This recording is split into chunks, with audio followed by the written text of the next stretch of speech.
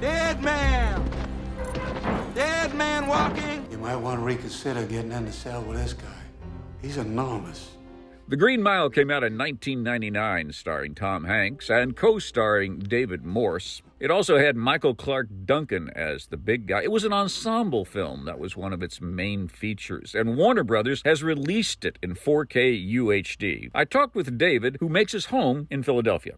I got to tell you, Patrick, I'm really happy to see your face. I was hearing you last night, I think it was, on a fundraising thing, and you're doing your job, and I'm happy to see you're doing it and talking to you again. Could you talk about what makes a good ensemble of actors work?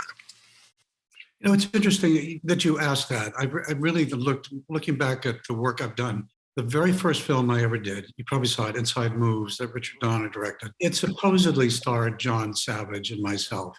But when you watch that movie, really what gets you is the ensemble of people in that. Then when I did St. Elsewhere, a couple of years later, one of the biggest ensembles ever on TV, 21 regular characters on there.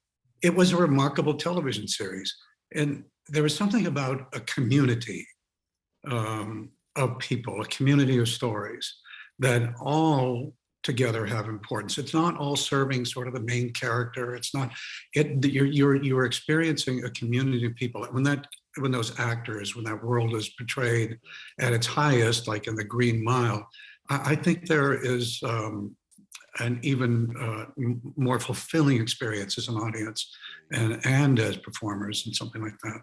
When you were doing the film, could you tell that this was a performance that was going to resonate as much as it did? If there was any way to tell, it was only because it resonated with me so much. But I would say that about Michael Jader, too. I would say it about Tom Hanks. I'd say about Sam Rockwell. We resonated with each other. And Michael, of course, had that spectacular role in the center of it. It's no wonder that people are talking about this movie to this day. You started out a long time, actually, about 10 years in theater. How important was that period of time? I was reading about every English actor, Laurence Olivier, John Gielgud, all of them. That's where I've gotten the most satisfaction, is being able to go to these different characters, different worlds. And that's what I love.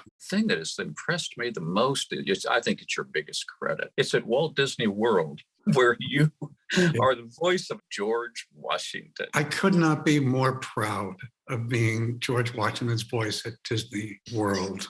This has been a great pleasure for me. Hope to see you in person soon. I hope so, too. Nice to see you again. Nice to see you.